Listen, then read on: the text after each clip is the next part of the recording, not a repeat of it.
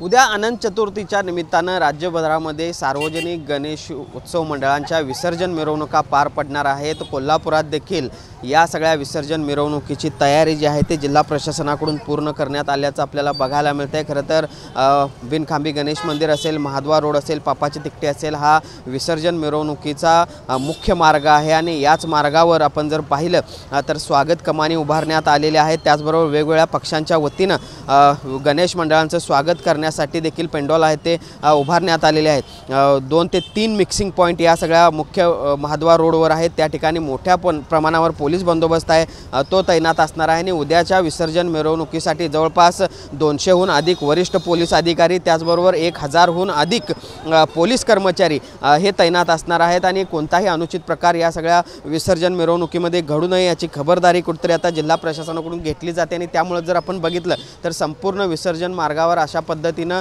CCTV आहेत ते देखील लावण्यात आलेले आहेत। याशिवाय ड्रोन कॅमेऱ्याद्वारे देखील या सगळ्या विसर्जन मिरवणुकीवर पोलिसांची नजर असणार असल्याचं पोलिसांकडून सांगण्यात आलं आहे। त्यामुळे एकूणच महाद्वार रोडवर विसर्जन मिरवणुकी दिवशी होणारी गर्दी पाहता आता पोलिसांकडून योग्य ती खबरदारी आहे ती घेण्यात आल्याचं आपल्याला बघायला मिळते आणि याच मुख्य मिरवणूक मार्गावर म्हणजेच महाद्वार रोडवर मोठ्या प्रमाणावर पोलीस बंदोबस्त आहे तो तैनात असणार आहे। त्यामुळे एकूणच कोल्हापूर जिल्हा प्रशासनाकडून विसर्जन मिरवणुकीची तयारी जी आहे ती आता जवळपास पूर्ण झाल्याचं देखील बघायला मिळतंय।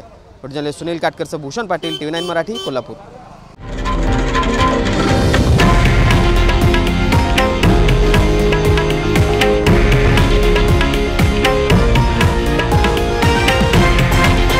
हे आहे देशातील नंबर 1 न्यूज नेटवर्क आणि आपण पाहत आहात TV9 मराठी, एकमेव।